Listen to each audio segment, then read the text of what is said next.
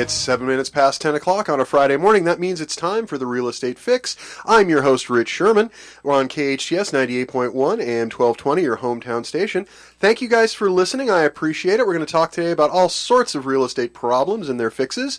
We're going to go over the market a little bit, and then we're going to talk about a topic that is near and dear to my heart. We're going to talk about zombie seconds. Zombie seconds. And as one of the two guys who coined the phrase about 20 years ago, this is something I've been involved with for a very, very long time. So it's definitely something we need to talk about because they're getting more and more prevalent. So we're going to talk about how zombie seconds come back to eat your equity, come back from the dead to eat your equity. But first, let's talk about some market update stuff as we like to do. We like to start every show with a little bit of a market update. So actually, before I even get to that, shout out to our friends DW Cookies in Canyon Country because they bring us cookies every week for the show and for the station. We appreciate it very, very much. I can just still taste some chocolate chip in my mouth, so I wanted to say thank you to them, and happy Father's Day to Devar and the good people at DW Cookies and your whole family. You guys are wonderful, and thank you guys for bringing in cookies for us every week. They are delicious, so thank you. Anyway, let's get back to market stuff. So the real estate market hasn't changed a whole lot week over week. Interest rates are about the same as they were last week, not much of a change. Any change in the downward direct trajectory is good, but at this point we're there. The big news of the week is that the Federal Reserve came out and did not raise interest rates this last week. Not exactly a huge surprise. All of the pundits were saying that they weren't going to raise the interest rate, so it didn't really surprise anybody that they didn't. Now keep in mind, listeners, that when the Fed raises the interest rate, it doesn't automatically adjust mortgage interest rates, which is what we're talking about, and that affects the real estate market so much. But there is a correlation. When the Fed raises the rate, the bond market does tend to change, and that does tend to change the interest rate. So it's not quite a one-to-one correlation. The Fed doesn't set the interest rate. I get a lot of calls about that. But they do have a direct correlation to it. So, Fed did not raise interest rate, which is the good news. The bad news is European banks did raise their interest rates because they are afraid that inflation on the other side of the Atlantic is continuing to rise, and they're not tackling it quickly enough, so they went ahead and raised their funds rate. And that is going to affect mortgages overseas in a big way, which to us in Southern California doesn't sound like it means a lot, but it is a harbinger of what is to come here. I'm willing to bet that the Fed is going to raise interest rates at least 2 more times over the following year, perhaps 3, but they are for sure going to raise it at least 2 more times, and that has to do with the inflationary targets that they're trying to hit. The Fed is trying to get below 2%, which again I don't understand because the cost of living is typically 3 to 3.5, so I'm not sure how they're getting inflation under 2.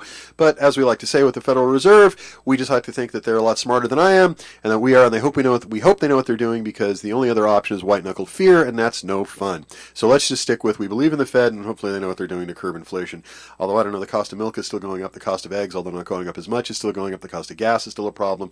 We got problems, and what that tells me is the Fed is going to raise the interest rate. Now, that is the bad news. The good news is that housing prices, if you're in the market to buy a house, looks like they're going to fall a little bit.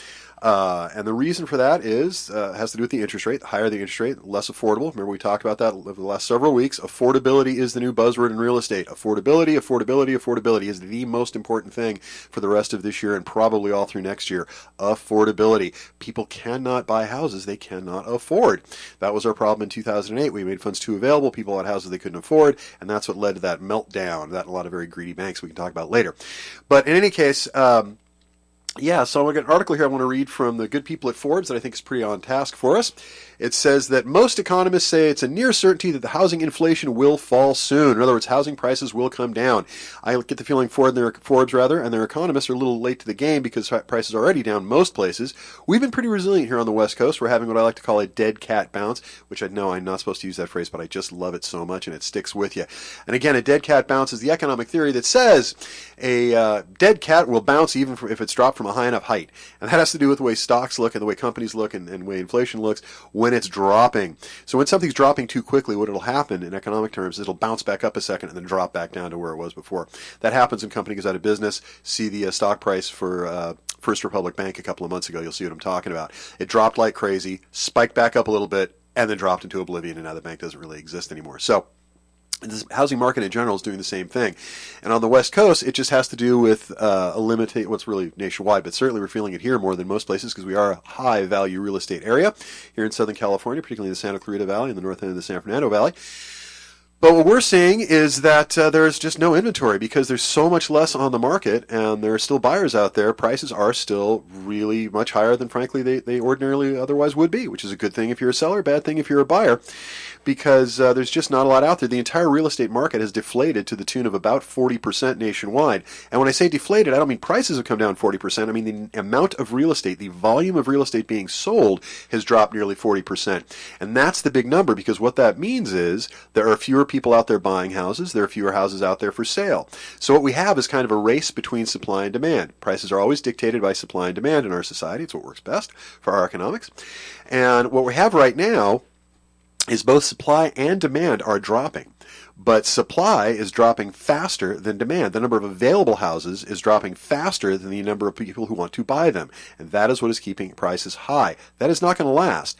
As the interest rate starts to normalize, we start to get used to it. And again, I still think it's going to go up. Went up a little over 7%, got down a little below 7% now.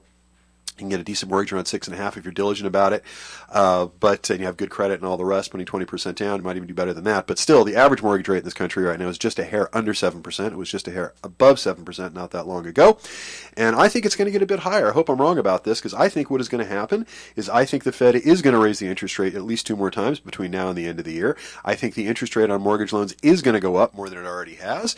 I don't think we're going to hit 8%. I hope, but I think we're going to get close to 7.25%, maybe even 7.5% before the end of the year.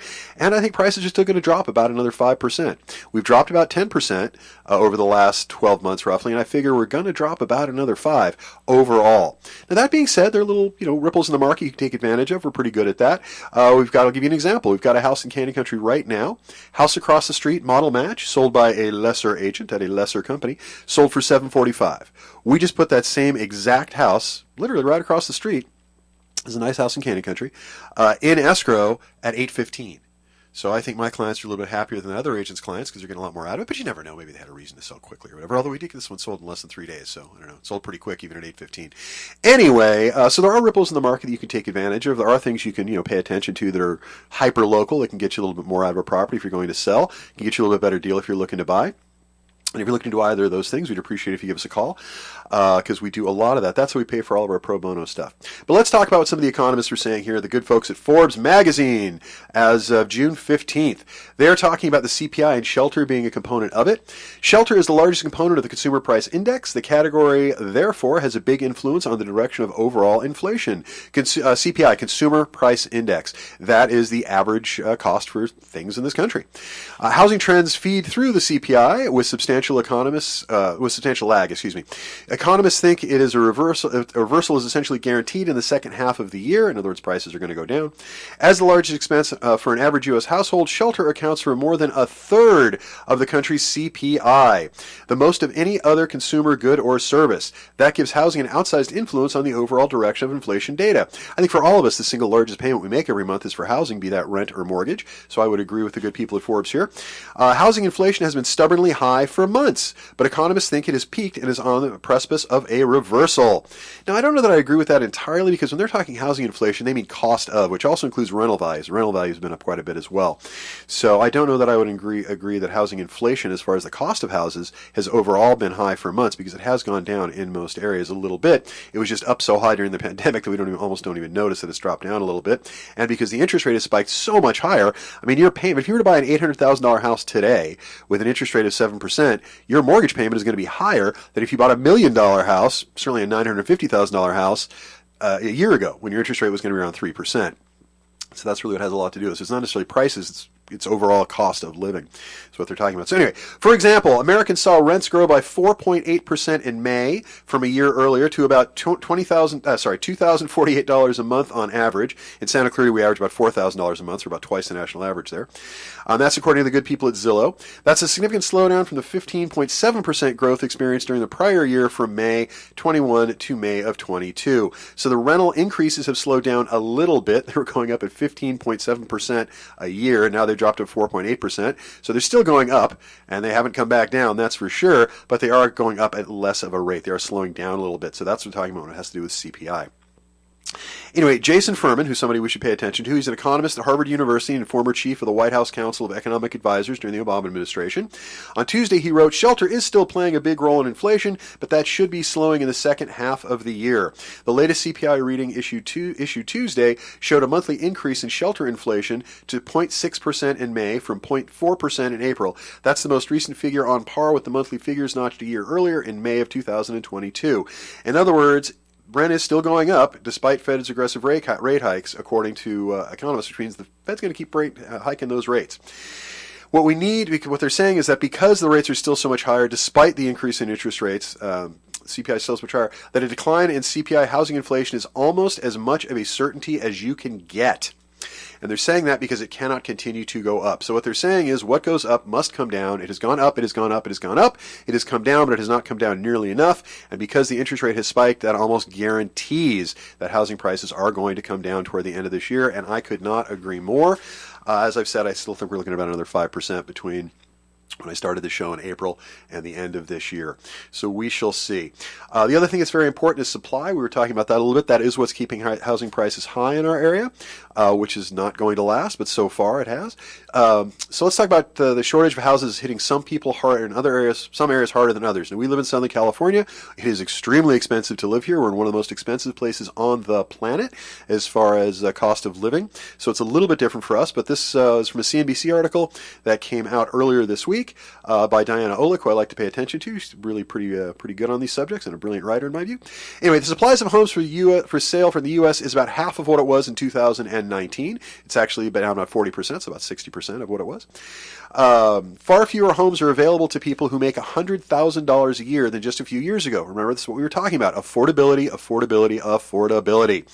Even in the housing market that has slowed significantly due to rising mortgage rates, the supply of homes for sale is about half of what it was in 2019. The popular 30-year fixed-rate mortgage rate hovered in the high 6% to 7% range in May. At a level, buyers with an annual income of $100,000 a year, which is slightly above the national median, could afford a house with a maximum price of $341,000, which means virtually nowhere in Southern California.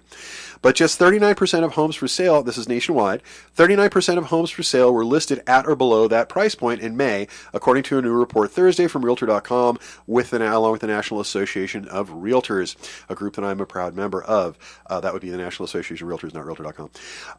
Anyway, so what they're saying is that you used to be able to have $100,000 a year. It used to get you a house for $341,000. It doesn't anymore. And it's certainly, I don't know that it has in many, many decades in Southern California on average. In Santa Cruz, I think our average price now is around $800,000. Anyway, in a balanced market of supply and demand, 64% of homes should be affordable to buyers who make $100,000 a year, given the size of the population. As a result, the market currently lacks about 285,000 of those listings, which is why prices are high. We got a hole in the market, nationwide market, to the tune of 285,000 houses that are not currently available that otherwise would be. Just 5 years ago, those same earners could afford 2/3 of homes for sale. Home prices and mortgage rates were significantly lower. The lack of affordable homes heated up competition in the market this spring, which reversed the cool down in home prices that started last summer. Again, the dead cat bounce. It's exactly what we're talking about. Anyway, ongoing high housing costs and scarcity of available homes continues to present budget challenges for many prospective buyers, and it's likely keeping some buyers in the rental market are on the sidelines and delaying their purchases until home conditions improve. The pricey existing home market is pushing more buyers to new construction, which ironically used to come at a higher premium. Home builders have been offering incentives such as upgrades or temporary mortgage rate buy-downs. Those, however, are decreasing as builders see more demand and gain pricing power. Also, builders have to work a year to 2 years in advance to get projects going, and they're selling out quicker than they thought they would. They thought the market was going to be a bit slower now, so builders are stretching to keep up. So there's not as much inventory even on the new side, although that is doing better than the resale side at the moment. As with all else in real estate, location is everything, and this is the part of the article I like the most. The areas that have the biggest deficit of affordable homes are El Paso, Texas, Boise, Idaho, Spokane, Washington, several Florida markets, and of course all of Southern California, which are some of the priciest homes in the market in the nation. Areas in the Midwest continue to have the highest number of affordable homes. 4 cities with the largest supply of affordable homes, meaning under 350,000, are all of Ohio, followed by Syracuse, upstate New York, Pittsburgh, Pennsylvania, and St. Louis, Missouri. Not anything against any people in those places. I have family in Syracuse, New York, but I don't want to live there. It snows there, and I don't want to live there. These are all places where it snows, I think. Yeah, Pittsburgh and St. Louis, I'm going to pass on all that. But should you be wanting to move in those areas, you can do it very affordably. The supply situation does not appear to be improving. New listings of homes for sale in the first week of the month fell 25% year over year to the lowest level of any June on record, according to the good people at Redfin. The lack of new listing inventory has pushed total number of homes on the market down 35%, according to CAR. That's the California Association of Realtors, another group that I'm a member. from the same period a year ago. So yeah, I'm going to tell you it's about 40%. They're going to say it's 35. That's fine. But the bottom line is we do not have enough new houses coming to market, and or resale houses coming to a new market. And because of that, there's just not enough out there. So in the race to the bottom between supply and demand, unfortunately, supply is winning that battle. Supply is reducing quicker than demand, and that's what's keeping prices up. But that will not last, unfortunately. So that's the market for you. So as I've said before, if you're into selling a house, if you're looking at doing that this year, I would advise you to do it now. If you're looking to buy a house, it just depends on where you're at, what your qualification is like, because you're betting against the interest rate. If you are qualified to get a loan, for goodness sake, go buy a house now. Even if it is slightly more expensive, you're better off doing it now, because the other thing that's going to happen as time goes on is that not only is the interest rate going to go up a little bit more, but I think lending requirements are going to be tighter as well. In other words, not only is it going to be more expensive to get a loan, it's going to be harder to qualify to get a loan. We've been seeing that happening all this year. Lending requirements have tightened, and that also follows when interest rates go up. Lending requirements tend to get tighter. Now, that'll loosen up over time as well, but it really depends on your situation on the buyer side. On the seller side, do it now because prices are going to go down. On the buyer side, get qualified and pick your shot, because if you're putting 20% down and you got perfect credit, you might want to wait a little bit. If you're the normal buyer who's putting less than 5% down and your credit needs some work, your credit's not perfect, you probably want to get into the game now because it's going to get harder to loan later. So that is the story of the market as we sit here on this fine day in mid-June here. And as always, if you have questions of me, you can always call me at 661-714-1400. That is my personal cell phone number. Nobody believes me when I say that, but it is. 661-714-1400 is the best way to get a hold of me. You can also send emails to thefixwithrich@gmail.com. That email address again is thefixwithrich@gmail.com. Although these days, fewer and fewer people are sending emails. Everyone wants to call me these days. You can also send me a text at that same number, although please not Friday morning between 10 and 11 because I am on the air doing this at the time. I always get calls on the radio, and I love it, and I thank you guys for calling in, and I thank you guys for sending texts. I will answer every one of them the moment we are off the air, I promise. But that's the state of the market. So why don't we take a break right here? We'll do some ads and listen to some of our advertisers and all that good stuff. When we get back, we're going to talk about what is a zombie second, how to deal with it if you have one, and the rest of the show is going to be all about zombie seconds, how to deal with them if you've got one, how to identify it, and how to kill the thing if you've got it before it comes back to eat you. I'm Rich Szerman. This is the Real Estate Fix on your hometown station, 98.1 AM 1220. Hello, welcome back. Welcome back. You've reached The Fix with Rich on KHTS 98.1 AM 1220, your hometown station. We were talking before we went to break about the state of the real estate market, and I was saying if you're a buyer, get in the game now. If you're a seller, get in the game now. Can you tell I have a point of view here? Because if you're a seller, prices are going to come down a bit before the end of the year, so get into it now while you can take advantage of the dead cat bounce. I'm going to stop using that term at some point, but it won't be today. And if you're a buyer, it just depends what your qualifications are as to whether you're better off doing it now or later in the year. So that's my advice to buyers is get in the game now, get yourself pre-qualified. And if you are going to get a mortgage, my strongest possible suggestion is you talk to Sam Chong at the Mortgage Hub, sponsor of the show, friend of the show, and a very, very good lender, very creative lender. Sam is always able to do things that people aren't able to do, other people aren't. The number of times Sam has managed to find solutions for our clients who otherwise did not have a solution. He found them loans that they could not otherwise get, that no one else could seem to get them. If I had $1 for every time we did that, I could go buy another house for a client. It'd be great. So yeah, Sam Chong at the Mortgage Hub is who you want for that sort of stuff. So thank you, Sam. Always a pleasure to have you on board as part of the team. Let's get back to this. So let's talk about zombie seconds. I promised you guys stuff about zombie seconds, and we're going to talk about zombie seconds the rest of the show. So what is a zombie second? Let's start there. Now, I know what these things are because I've been living with them for 20 years. And a friend of mine who's been on the show, friend of the show many times, Lou Esbin, who's a local attorney extraordinaire. Lou and I coined this phrase over lunch one day about 20 some odd years ago. So what is a zombie second, a zombie mortgage? A zombie mortgages are mortgages that are debts that the consumer thought were forgiven, satisfied long ago, but in reality still exist. This is according to the Consumer Financial Protection Bureau. What is a zombie second? The debts may have been written off by the lender and sold for pennies on the dollar to debt collectors. Alternatively, the mortgage company may have simply gone silent and stopped sending statements or communicating with the buyer altogether. Years later, a debt collector reaches out to collect on the debt because the mortgages are reappearing after being considered dead or gone for so long. They sometimes call these zombie second mortgages. Zombie mortgages. Before the Great Recession in 2008, mortgage lenders sometimes sold borrowers two mortgages for the same property. Especially in our area, this was incredibly commonplace. Instead of one, for example, a primary mortgage might cover 80% of the loan and the second mortgage covered the remaining 20%. They were very common. They were called 80-20 splits. 80% first, so that means no mortgage insurance. Easy to qualify for that 80%. 20% second. Often with the same, actually usually with the same lender. Wells Fargo did a ton of these, where you had Countrywide when they were still around, did a ton of these, where you had a first for 80% and a second for 20%. Now, here's where it gets messy. As the Great Recession hit and the economy shrank, people had trouble making mortgage payments. Many borrowers got loan modifications or declared bankruptcy. Some lenders ceased to exist and sold off their loans, while others wrote off second mortgages, not expecting to be paid because of falling home prices. Some borrowers no longer received mortgage statements on their second mortgages. In fact, many heard nothing about their second mortgages for 10 years or more. Now, years later, debt collectors are pursuing borrowers on these smaller second mortgages. As property values rise, debt collectors who bought these second mortgages are threatening to foreclose and other collection actions. Debt collectors are now trying to collect years worth of late fees and interest on top of the comparatively easy for me to say, comparatively low principal balance on the second mortgage. In other words, you took out this is a true story from my office, you took out a $50,000 mortgage 10 years ago. Well, your dad did in this case. He passed away, you inherited the house. Before he passed away, Dad got a loan modification. As part of that loan modification on his first mortgage, the same lender who held the second held the first. That same lender that has the first mortgage on the second mortgage sent Dad a letter that said, your loan has been charged off. Your second loan has been charged off. You no longer owe that $50,000 debt. It has been charged off. Now, when a bank sends you a letter that says your loan has been charged off, and this is why this case is particularly insidious, and unfortunately, I got a lot of them that follow this exact same fact pattern. When you receive a letter from your bank that says your loan has been charged off, it does not mean the debt is no longer due and payable. Now, it should mean that, because every other part of your life when you hear something's been charged off, means that. Now, what does that mean when the bank says that? The bank is telling the IRS, and in our case the Franchise Tax Board, the state of California, other states, they're talking to different state franchise tax boards. What they're telling the IRS and the Franchise Tax Board in the state of California is, as a charged off debt, this loan is of no value, no longer collectible. So think about that for a second. The bank has told you it is charged off. Charged off means of no value, no longer collectible.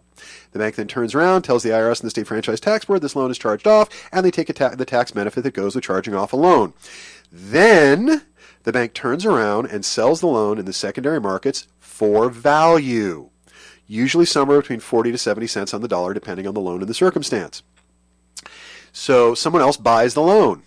Now, what is supposed to happen when Bank A sells the loan to Bank B is you, as the mortgage holder, you as the homeowner, are supposed to be given notice. And we're going to talk about that as one of the solutions to this problem when we get into this a little bit later in the show. But you're supposed to be given notice. And I'm here to tell you, 9 times out of 10, no notice is given. And the other problem is that notice need not be constructive. That's a legal way of saying they don't have to have a policy in place. They don't have to have a way to prove they told you they sold the loan. So that leaves you in a position where you don't know who has your loan. Sold off 5-10 years ago. We don't know. And they sold it to somebody else. And they sold that particular client I'm talking to you about that has a $50,000 debt where daughter inherited the house from dad. That loan has been sold in the last 12 years. That loan has been sold, as far as we can tell, about a dozen times. That's once a year. No one has ever contacted them. No one has ever said you still owe this money, but yet it's still there. So in that particular story, what happened is they got the house from dad. He passed away about 3 years ago. They inherited the house, went through probate, got the title of the house, all that stuff you're supposed to do, kept making the payment on the first mortgage because it's the only loan they thought existed. And then all of a sudden, a few months ago, they get a letter in the mail that says, remember that $50,000 your dad borrowed 12 years ago? Yeah, we'd like you to please pay us back $126,000, please. And we'd like you to do it in the next 90 days or we're going to take your house. And they freaked out because they figured, my goodness, we only owe about $220 on this house. It's worth about $800,000. So we got all kinds of equity. Why would these people come out of the woodwork now? And that's the answer to the question, because you have equity. So they stayed silent. They did nothing. They gave no notice. They did nothing, which you cannot do in most states, but you can do in California. And as a result, they now have a $126,000 debt they have to figure out how to settle. That was only a $50,000 debt when it started 12 years ago. So it is completely and totally ridiculous as to how this works, that a bank is still allowed to do that. You make no comment to anybody for years and then suddenly start screaming the debt is still collectible. So we're going to go over why and how in just a minute, and how, more importantly, how to defeat it. So Anyway, this is coming from the National Consumer Law Center, and it talks about what zombie mortgages are, which we won't have to go over again, but it talks about how they became dormant. So many homeowners struggled to keep up on their first mortgages throughout the Great Recession. This is 2008 through 2012. Often with the help of loan modifications. In the early years of the recession, home values dropped precipitously. With so many properties deep underwater, holders of first mortgages faced reducing recoveries if they foreclosed. Second mortgages, on the other hand, were almost certain to obtain nothing if they decided to foreclose, so they sat on the sideline. Not surprisingly, as many homeowners were unable to make payments on the second mortgages, the owners of these loans wrote them off. And we just talked about what a charge-off is. But they're saying they wrote them off. They mean it's charge-off. The charge-offs were accounting devices used to reflect that the loans had ceased to be income-producing assets. The accounting adjustment did not necessarily mean that the borrowers were no longer under legal obligation to repay the debt. So the debt still exists. In most cases, unless some other legal principles discussed in this were applied, the loan owners retain the option to change their minds and demand payment again. So you get a letter in the mail saying it's charged off. Then you get a letter a few months later, a few years later, hell, a decade later, saying, we changed our mind. Now we want you to pay us. I'm not sure how you're supposed to square that circle if you're the homeowner. Borrowers did not understand this. That's an understatement. Many thought that when their first mortgages were modified, second mortgages were covered as well. Years passed, sometimes well over a decade, and borrowers heard nothing from anyone about these second mortgages. Until now. Which brings us to our next topic. Why are zombie second mortgages suddenly coming back to life now? And that is a super simple question. A super simple answer. Because there was no money to go after. When there was no equity in the properties, there was no point in trying to reactivate the seconds. Now that there is equity, like in my example that I gave you, they have over $500,000 in equity. So now it's worth them coming after them. Because now they got something to lose. Who's foreclosing on these second mortgages? By the way, these are all questions I get all the time. Why did the second mortgages become dormant? What is a zombie second? Why are the zombie second mortgages coming back to life? Who is foreclosing on the second mortgages? How does a second mortgage foreclosure work? These are ones I get all the time. So who's foreclosing on these second mortgages? The parties foreclosing on zombie second mortgages are a mix of players, with the original lenders seldom still in the picture. The parties threatening foreclosure today are often debt buyers or their collection agents. Debt buyers purchase pools of defaulted loans, loan accounts, and opportunistically select those to foreclose upon. Otherwise referred to as vulture capitalists. They can focus on equity-rich properties and those that they can easily pay off the first mortgage to obtain unencumbered title for themselves. How does a second foreclosure work? And this is where it gets interesting, especially in our states. It's different in different states, but in California it's particularly interesting. At the foreclosure sale of a first mortgage, the buyer typically acquires title free of any liens. That's real estateese for saying if a junior lien, a second, or somebody else forecloses on the property, they usually pay off the other liens. If a first lien forecloses on the property, they wipe out the other liens unless there's equity in the property, in which case they'll pay them a portion, whatever's left over. But the point is, when a foreclosure happens, it is supposed to wipe out all the debt. And that's a very interesting point when it comes to second mortgages. And the reason for that are zombie mortgages. And the reason for that is this.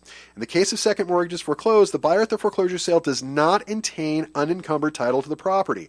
The buyer acquires only the borrower's rights to redeem the property from the first mortgage. In other words, they foreclose subject to the first. So they don't have to pay off the first mortgage. That's the salient point here. When a junior lien holder forecloses, there is a due on sale clause on every single first mortgage done through a mortgage company in California. Every single one has it. Most countries, most states in the union have that. Almost all 50 states do. What a due on sale clause means is if you change the title, i.e. somebody forecloses on you, you put in your great aunt Ed's name, take yourself off, they have the right to call the loan due and payable within 90 days. And the reason this becomes an issue is because that's what they used to do up until about 10 years ago. But now what's happening, because they don't call the loan due and payable, is let's say I have a note on, we'll pick on engineer Carlos here. Let's say I have a note on Carlos's house for $10,000. I haven't done anything about collecting for the last 10 years. But now Carlos only owes $200,000 on his first, and his house is worth $500,000. Well, now there's $300,000 there to go after.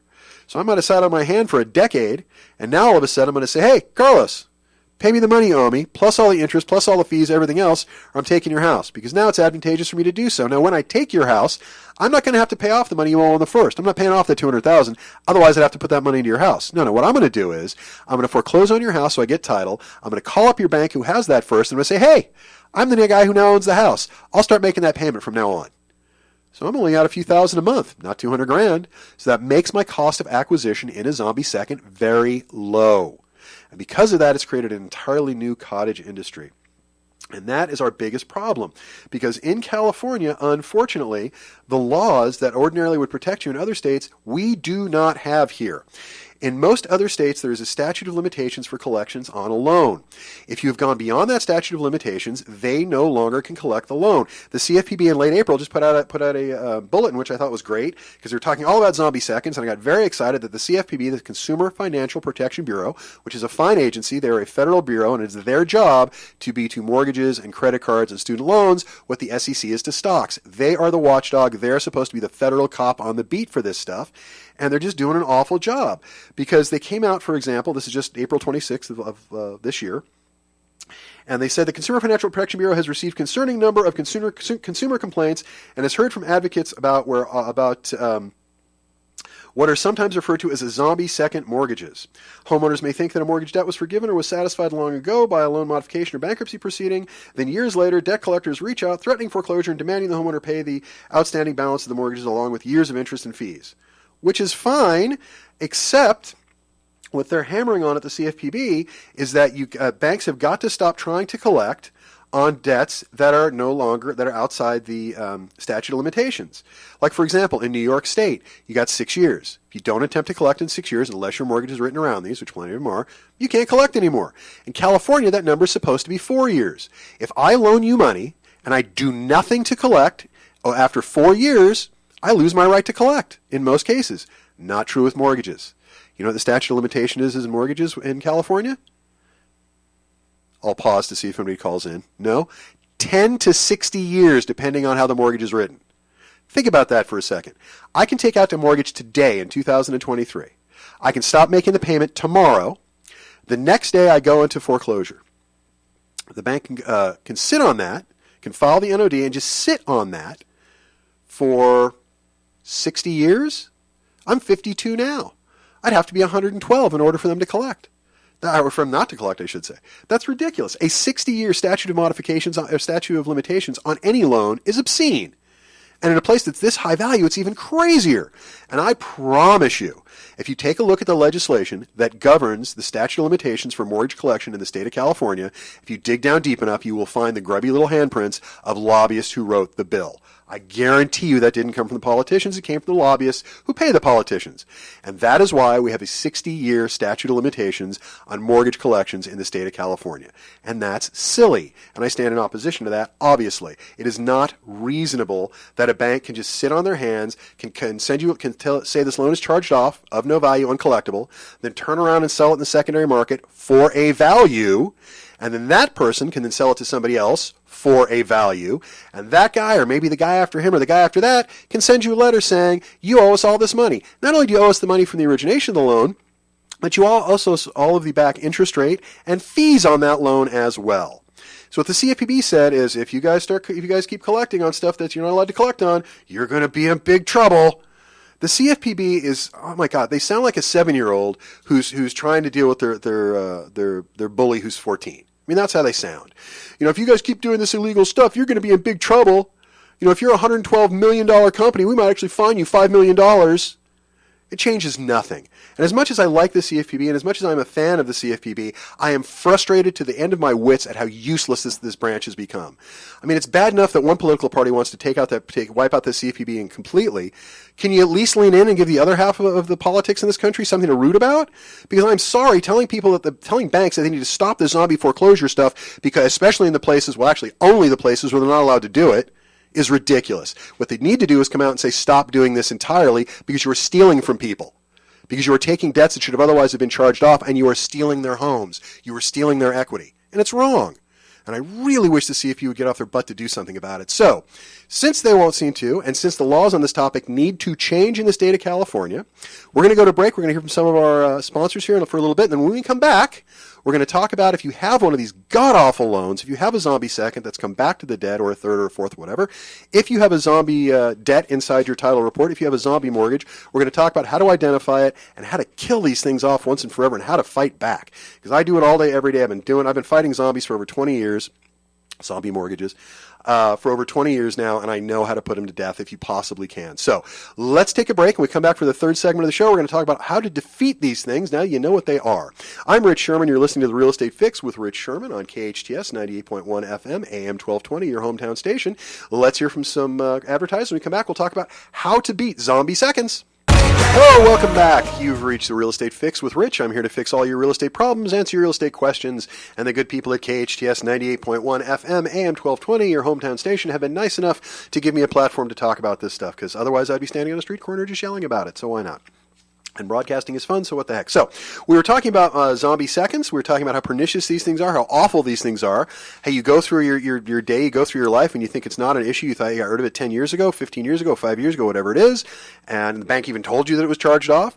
And what particularly annoys me about these things is it's not bad enough that they exist the way they do, but when you think about it for a second, every time, if you have one of these things and don't even know about it, every time you make a payment on your first, you're reducing the amount you owe on the house, thus making yourself more attractive to a zombie second coming to get you. Because if you owe $1 million on a house that's worth $500,000, they're not coming anywhere near you. The debt load on the first protects you from the zombie second. But if you owe $500,000 on a house that's worth $1 million, the zombies are coming out after you if they possibly can. So let's talk about how to defend yourself from a zombie second, because that's the most important part with these sort of things, is how to deal with them and how to wipe them out. So we start with the statute of limitations. In California, as we were just talking about, the statute of limitations is ridiculous. If you're in any other state, there are other states that are non-judicial states as well that have ridiculous statute of limitations, but none as bad as California. But if you're in other states, like New York, for example, I'm dealing with people out of state all the time, you can use the statute of limitations. First thing you do is you check that mortgage, you see when it was taken out, you read those loan docs, and you check the statute, you see if they're beyond collection. Now, in California, you're not going to be beyond collection because nobody has a loan that's been sitting around for 60 years that they're trying to collect on. So 10 years, sure, even 20 years. I saw once, 22 years I think is our maximum, but not 60. That where the statute would help you. So first thing you need to know is when somebody buys a zombie second, they are paying, according to PaperStack, which is a company that follows these things in the secondary market. As of this year, the average that people are paying, these vulture capitalists are paying for default seconds are 59%. So if it's a $100,000 second, they're paying $59,000 for it. But then, of course, they turn around and they go after the homeowner for the full $100,000, plus interest and fees and everything else. So probably closer, depending on the age of the debt, probably $200,000. But keep in mind, they only paid 59% on average this year for the debt. That also means there are plenty that only paid 10%. Now, compare that to last year, where according to the same people at PaperStack, these loans in the secondary market were going for 40%. So the amount that these guys are paying in the secondary market to buy these loans has gone up. And the reason that that's gone up is because they've become more profitable as equity has gone up. And that's a result of the pandemic and all sorts of other things. So yeah, 59% is what they're paying. So keep in mind, they're not paying face value for this. So somebody comes wondering, well, I had to pay for this loan. No, you didn't. You paid pennies on the dollar for this loan, and now you're trying to collect all of it. And it's just wrong. But anyways, let's talk about how to get rid of these clowns. So if you have one and it still exists, the first thing you need to do, everyone should just do this. If you had a second and you think it was charged off, you think it was wiped out, but you did anything other than paying it off in full, you need to, first thing is pull your title report. Call a realtor, call somebody at a title company, call somebody at an escrow company. The first thing you do, get a copy of your title report. They're publicly available. You can go to the assessor's website if you want to. All sorts of ways to get it. See if there's a second on there, and what you're looking for is, has it been reconveyed? Has it been paid off? Has it been taken off your title? Reconveyed is the magic word. It has been taken off your title. Because if it has not been reconveyed or discharged, if it hasn't been wiped out, it's still there. And that means when you go to refi, you go to sell, whatever, or before, you're going to have to deal with it, because for sure it's going to be a problem. Now, there are a couple of laws that protect you. You should start with RESPA, the Real Estate Settlement Procedures Act, TILA, the Truth in Lending Act, HBOR, the Homeowner Bill of Rights, all these initials, and the Fair Debt Collections Practices Act. So those are really the big four with defense. RESPA, TILA, HBOR, and the Fair Debt Collection Practices Act, for those of you who want to do research. Otherwise, you can also just call me and I'll just tell you. 661-714-1400. You can call me anytime, I'll tell you. Now, let me just tell you about statute of limitations again, because I'm really on about this. In California, the statute of limitations for an oral agreement is 2 years. If somebody loans me money and they do nothing, and they say, here, Rich, here's $20, pay me back when you can, and I don't hear from them for 2 years and 1 day, I don't have to give back their $20. I still would because I'm a nice guy, but they have no legal right to go after me. 4 years for a written contract. So if it was a judicial foreclosure that you're facing, they can't come after you. But California, after 4 years that is, California doesn't do judicial foreclosures. So that means non-judicial foreclosures, depending on the terms of the loan, 10 to 60 years. And I'm here to tell you most of them are 60. So as long as the bank tries to collect within 60 years of the default, you still have to deal with them. So let's talk about defense. The first thing you want to do is you want to send to whoever's threatening to foreclose on you, you want to send them what's called a QWR, a qualified written request, which is just a fancy way of saying you're doing it in writing. But it's good to say, please consider this a qualified written request when sending things to them because it gets their attention. And you want to ask for proof that they can foreclose on you. You say you're foreclosing on me. You filed the case, which isn't hard because, again, non-judicial. You just filed it and said everything is true and correct. For those of you who remember the robo-signing scandal, you know what that's all about. Because believe it or not, people lie to the courts. So you say you got the right to foreclose? Prove it. Show me the note. Show me the accounting. Show me all the notices and all the transfers. Because remember we talked about that earlier. If it goes from bank A to bank B, you should have the transfer. It goes from bank B to bank C, you should have the transfer. It goes to bank C to you. You got to have all those transfers going up to you. Bank. Otherwise, you're going to have a hard time enforcing that debt. So really what needs to happen, because what we do is whenever we have a client who comes in and they've got one of these zombie seconds, the first thing we do, we get authorizations, we get all set up, get a file started. We do our research. We grab the title report, we see when this loan was originated, what it is, who had it to begin with. Then we go to the bank and we go to the title company, we say, show me all the assignments you have. And they're going to say none. They'll have almost none. If they have one out of a chain of 6, it would be a lot because these things don't have to be registered with the county. That's the other big problem.